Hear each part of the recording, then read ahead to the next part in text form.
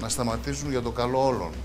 Οι κυρώσεις που έλαβε η Ευρώπη κατά της Ρωσίας έπληξαν και την Ευρώπη.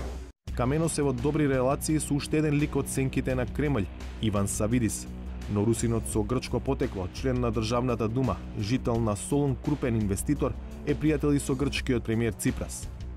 And he appears to be one of the most influential people, especially in northern Greece.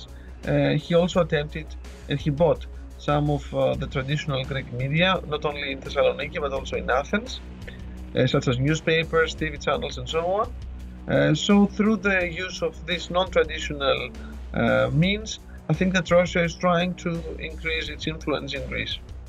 Дали во оваа рамка на обиди за нетрадиционално влијание може да се анализира и појавата на некои нови медиуми во Македонија? Koložek.info е релативно непознат портал во земјава до кој не дојде Facebook профилот на Александар Дугин. За својата посета на Македонија Дугин ја ширувал токму веста на Koložek. Краток престој на овој сајт е доволен да се види неговата ориентација.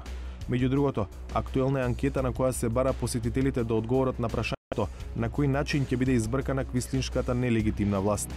За илустрација на анкетата се користи фотографија од последните часови на американското повлекување од Виетнам. Медиумски пријатели на Koložek се Курир, Инфомакс, Република.